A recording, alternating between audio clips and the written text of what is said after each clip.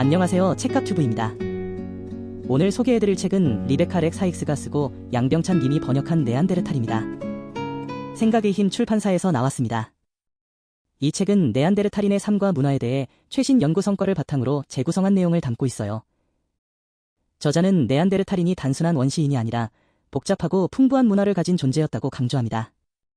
그들의 협동과 이타심 같은 사회성, 예술적 표현, 환경 적응력 등을 상세히 다루고 있죠. 네안데르탈인의 협동과 이타심은 정말 놀랐습니다.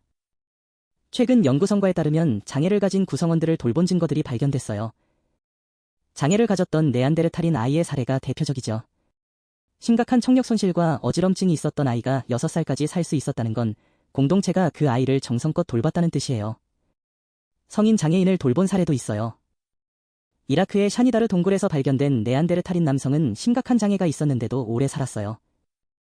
관절염을 앓았지만 공동체의 도움으로 살아남았던 네안데르탈인 노인도 프랑스에서 발견된 경우도 있어요.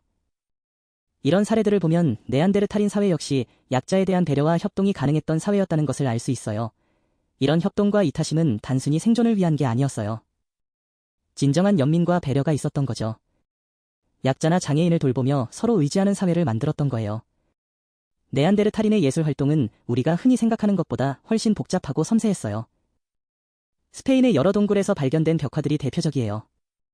이 벽화들은 호모사피엔스가 유럽에 도착하기 훨씬 전에 그려진 것으로 추정된다고 해요. 이 벽화들을 자세히 들여다보면 정말 흥미로워요. 손자국, 기하학적 무늬, 붉은 원 같은 게 그려져 있어요. 단순해 보일 수도 있지만 이건 그들이 추상적 사고를 할 수 있었다는 증거예요. 그냥 보이는 대로 그린 게 아니라 머릿속으로 상상하고 계획해서 그린 거니까요.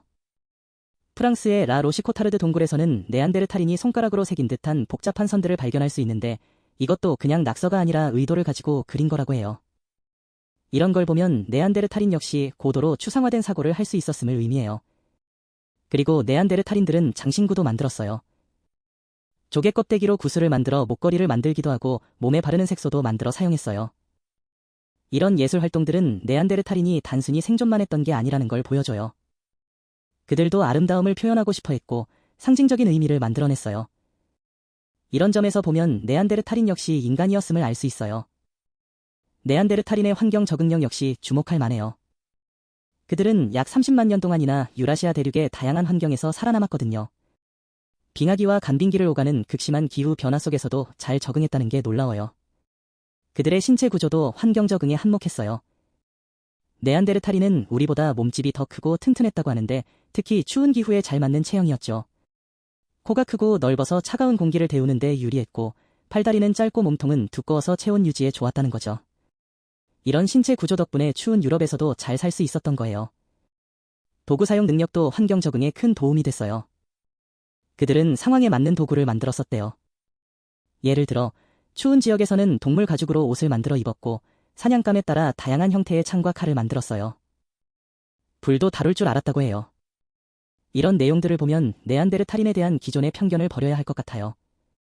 그들도 우리처럼 깊은 감정과 사회성을 가지면서 복잡한 사회를 구성하기도 하고 창의력이 넘치고 예술을 사랑하는 인간이었던 거죠.